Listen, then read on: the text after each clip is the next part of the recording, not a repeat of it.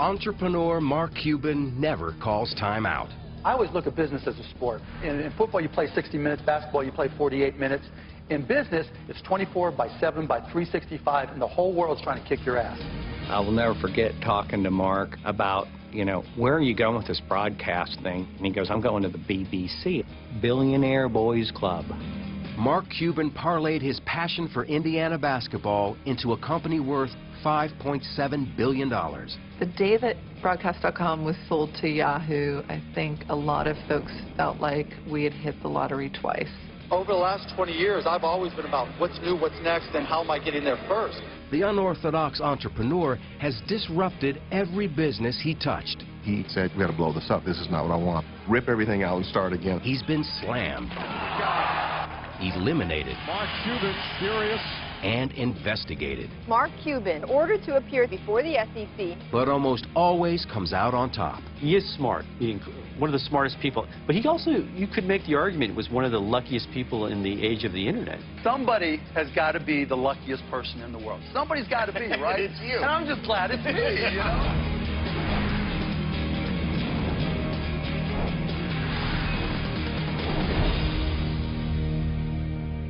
It appears that they are for sale on a game-by-game basis, but I can't figure out how to buy them. Mark Cuban got in at the beginning of the internet boom, and it served him well. His gold mine was called Broadcast.com, one of the first internet sites to stream events live. Everything from Victoria's Secret models to countless sporting events.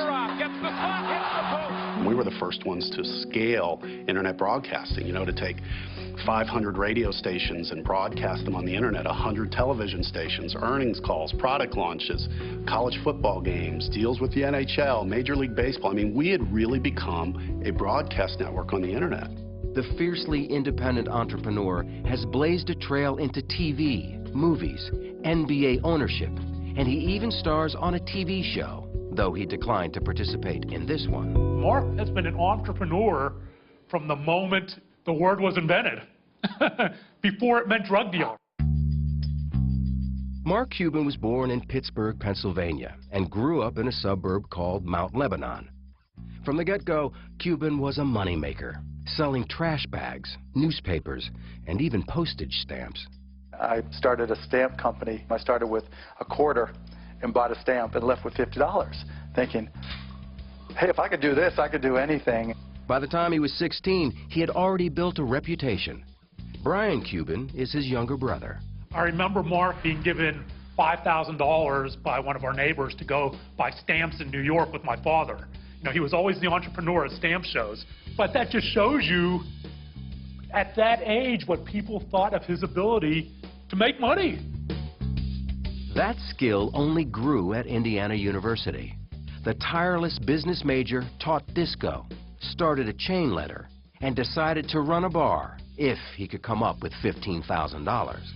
Evan Williams was an engineer at General Motors who played on the school rugby club with Mark Cuban. He was at my house one day. He was calling banks to try to get a loan so he could buy this bar. So on my way out, I said, hey, Mark, if you have any problems getting that loan, just give me a call. 2 days later, he goes, hey, Ev. So I ended up, late 1979, loaning Mark $15,000 so he could buy a bar in Bloomington. Cuban awarded Williams stock certificate #1, and within months, opened his bar, Motley's. Wayne Winston teaches graduate statistics at Indiana University. In my over 35 years of teaching, I've never had a student really start a business while they were an undergrad or an MBA here on campus, and he started Motley's, which became by far, I think, the best bar in town. The business model he used in Motley's is very close to the same business models he used in his next 2 or 3 businesses. He always would have 51% of it, even though he didn't put up any of his own money, but no one really complained because he was the one that built up the business. Until it came crashing down after a wet T-shirt contest. It's pretty common knowledge around town. An underage girl won a wet T-shirt contest, and so I think that hurt the future of the bar, let's put it that way. Cuban graduated and soon landed in Dallas.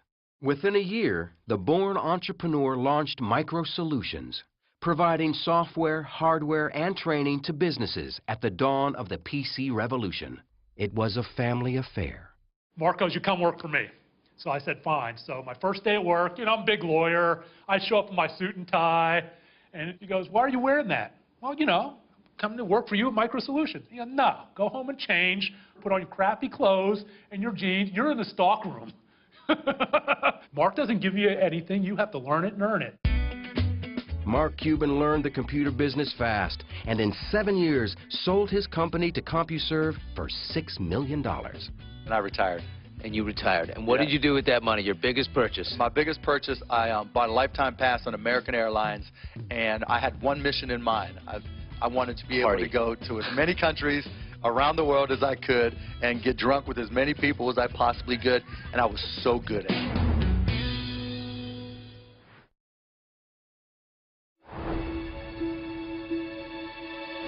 In 1995, Mark Cuban came out of early retirement to reinvent radio. According to Cuban, college friend Todd Wagner brought him the concept. It's a story the Hoosiers basketball fan has told often, as in this interview on 60 Minutes. He sat me down and he said, look, I've got this idea where I think we can listen to Indiana basketball, sporting events, anywhere in the world by using the internet. So Mark and I just basically said, let's find out if this is a business or not. So we set up shop in his upstairs bedroom of his house and, got us a computer, got the software, and started playing with it. And that is the birth of AudioNet, what eventually became Broadcast.com. But another young entrepreneur tells a different story. Chris Jabe says he was also a founder of the company. When I was pretty young, I was a Minnesota Twins fan. I moved to Texas. So as a displaced fan, I was always trying to figure out how to get access to those games that I couldn't see on regular TV. When the internet came along, it's like it was a slam dunk, because now it was just a matter of acquiring broadcast rights. He took his plan to investors. One of them was Cuban. I'd probably had this pitch that I'd given to maybe 150 people over the previous year and a half to 2 years. And so I'm getting into my pitch. It's usually about a 20-minute pitch, and within 3 minutes he goes, I'm in. I'll do it. Jabe asked for $1 million and said that Cuban wrote a check for $10,000 and months later tried to cut him out completely. Mark said, Chris, I really don't need you. You really don't have that much to add. I can pretty much do or get people to do what you're doing. So I was a little bummed, to say the least. And I really give Todd a lot of credit. When he came to me and said, we can work a deal with, for $2,500 a month and 10% of the company, in the way he described it and the way he showed me the paperwork, I knew it was real. And it really made me feel really good, actually, even though it was hard to take 10% of a company that I'd developed 100% from scratch. Cuban became the driving force of AudioNet. Mark overall really wanted to see it as his company. He had made it, gone from really an idea to reality. He never really wanted to acknowledge me as a founder. But co-founder Todd Wagner does acknowledge Jabe's participation. He was there for a very brief period of time, and then he went on to the next thing. He owned a slug of equity and did just fine. AudioNet did better than just fine. Never before in the history of the world could you come in and listen to almost any team from anywhere in the world. A little PC and a connection to the net, and you might as well be sitting in Bloomington, Indiana. You'd go back in there, and all they did was have all these servers with all these different sporting events going on and people trying to keep the servers up. You're like, what is going on in here? They're planning a nuclear strike. And, but it was controlled chaos in there, keeping all those servers up and all the game streaming. It was pretty cool. Cuban and Wagner changed the name from AudioNet to Broadcast.com in 1998 and positioned the company to go public. The internet boom was in full swing, and on July 17th, the stock hit the market, priced at $18 a share. The first trade pops up, and it was, $63 or whatever it was. I mean, it was just through the roof. Nada Usina led the sports properties and marketing departments at the company. I recall our head of HR popping her head out of a cube like a game of whack-a-mole and saying, we opened at whatever the number was. And everyone looked up and we thought, she missed by a decimal. She must be wrong. And we all started to look, and you could just see heads popping out. And the excitement in the room, it was literally like a parade went off. The stock closed at $62.75. At the time, it set a record for the highest percentage increase on an opening day. I'm the first to realize that luck plays a huge part in it. I happen to have a company, broadcast.com, that went public at the right time when the internet stock market was going nuts. Cuban wanted to expand their content and was looking for a breakout event. He found it in lingerie. There were a lot of pinnacle events for broadcast.com, and one of those was certainly the Victoria's Secret webcast. Wrapping high tech with high fashion, the webcast was a phenomenon.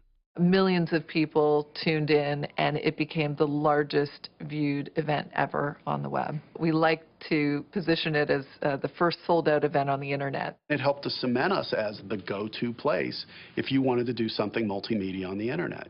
Jeff Swaney is an entrepreneur and friend of Cuban's from Dallas. I will never forget talking to Mark about, where are you going with this broadcast thing? And he goes, I'm going to the BBC. Billionaire Boys Club. You're not going to make $1 billion on this thing. I mean, you're going to make $100 million. No, dude. No. BBC, dude.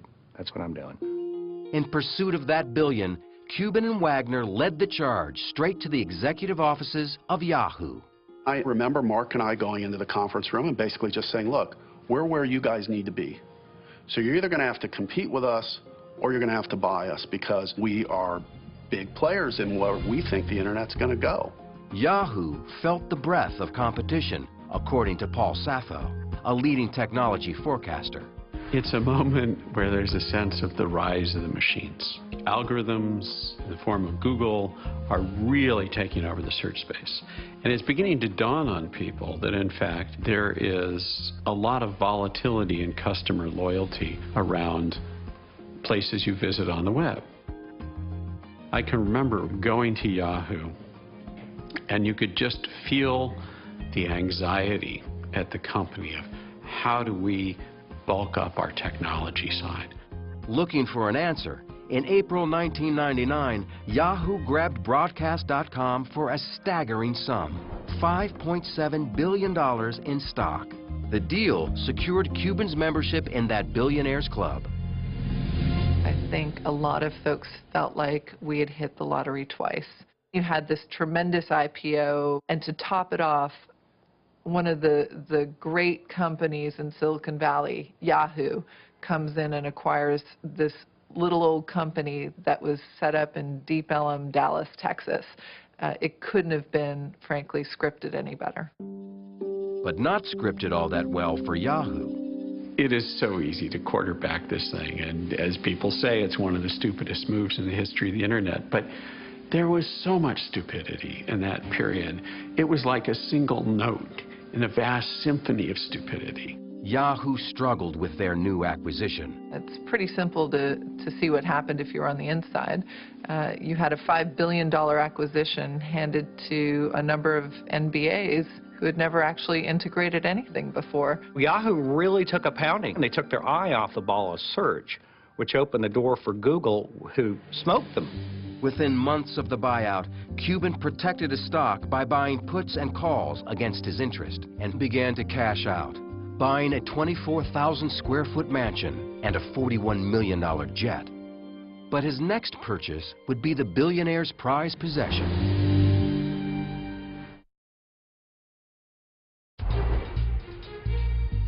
In January 2000, sports fanatic Mark Cuban bought majority ownership in the Dallas Mavericks from Ross Perot Jr. It was the crowning purchase for the billionaire with the insatiable desire to win, except that the franchise had one of the worst win-loss records of any team in the NBA. You've got to start giving these guys who have been in damaged programs, let's call them, the thought process that they can win, that they are expected to win. Cuban was going to change everything his way. Turdima Ussery, the buttoned-up CEO of the Dallas Mavericks, recalled his first meeting. I didn't eat the whole day because we're having dinner at his house that night, and I wanted to be a great guest. And I was in suit and tie and, trying to, my Sunday best, as my mom called it. He opened the door up in jeans and no shoes and T-shirt, and we sat on his floor and watched basketball for 4 or 5 hours and ate. I think it was Cocoa Puffs and Doritos is what we had in bottled water. So it was, again, it was just a new reality. That new reality took effect the moment Cuban saw the traditional wood-paneled locker room in the Mavericks' new arena. He said, you got to blow this up. This is not what I want. I want a loft. I want open ceilings. I want the guys to feel like it's a clubhouse, a place they'd hang out in. We got to get a pool table in here, and we got to get the DVDs, rip everything out and start again in the clubhouse. The radical new owner booked first-class hotels for road games and would buy a team jet with legroom for 7-footers. All that stuff was new. None of that stuff had been done in the league before.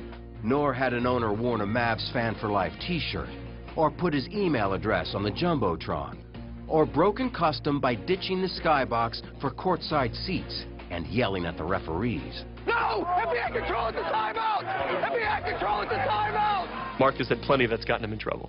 Scott Soshnick reports on sports business for Bloomberg News. My favorite one is when he said that a referee wasn't qualified to manage a Dairy Queen. But when he said that, Dairy Queen got upset.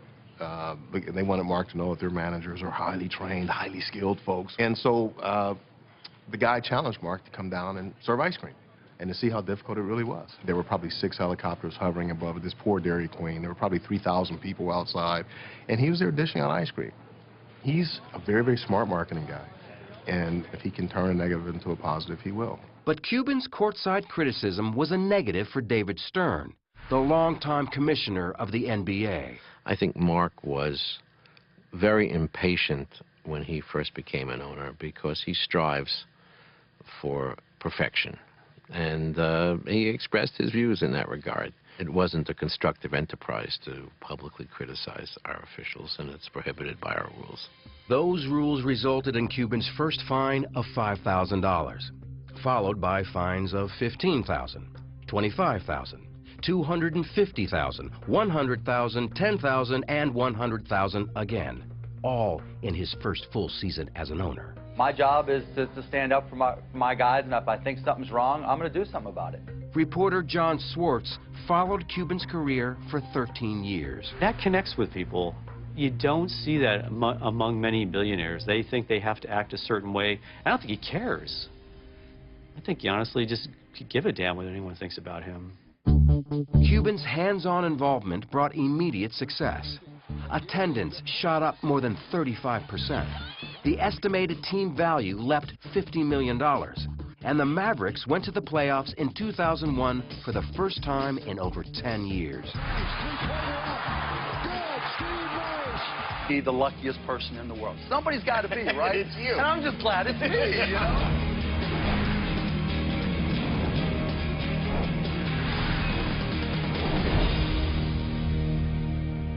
It appears that they are for sale on a game-by-game basis, but I can't figure out how to buy them. Mark Cuban got in at the beginning of the internet boom, and it served him well. His gold mine was called Broadcast.com, one of the first internet sites to stream events live. Everything from Victoria's Secret models to countless sporting events. Gets the spot, hits the post. Mark Cuban was born in Pittsburgh, Pennsylvania, and grew up in a suburb called Mount Lebanon. From the get-go, Cuban was a moneymaker, selling trash bags, newspapers, and even postage stamps.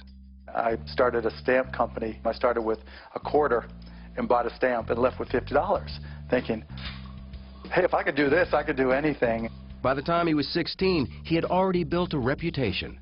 Brian Cuban is his younger brother. I remember Mark being given $5,000 by one of our neighbors to go. Folks felt like we had hit the lottery twice. Over the last 20 years, I've always been about what's new, what's next, and how am I getting there first. The unorthodox entrepreneur has disrupted every business he touched. He said, we got to blow this up. This is not what I want. Rip everything out and start again. He's been slammed, eliminated, Mark Cuban, furious, and investigated. Mark Cuban, ordered to appear before the SEC. But almost always comes out on top. He is smart, one of the smartest people. But he also, you could make the argument, was one of the luckiest people in the age of the internet. Somebody has got to be. We were the first ones to scale internet broadcasting, you know, to take 500 radio stations and broadcast them on the internet, 100 television stations, earnings calls, product launches, college football games, deals with the NHL, Major League Baseball. I mean, we had really become a broadcast network on the internet. The fiercely independent entrepreneur has blazed a trail into TV, movies, NBA ownership, and he even stars on a TV show, though he declined to participate in this one. Mark has been an entrepreneur from the moment the word was invented, before it meant drug. Entrepreneur Mark Cuban never calls time out. I always look at business as a sport. In football, you play 60 minutes. Basketball, you play 48 minutes. In business, it's 24/7/365, and the whole world's trying to kick your ass. I will never forget talking to Mark about, where are you going with this broadcast thing? And he goes, I'm going to the BBC, Billionaire Boys Club. Mark Cuban parlayed his passion for Indiana basketball into a company worth $5.7 billion. The day that broadcast.com was sold to Yahoo, I think a lot of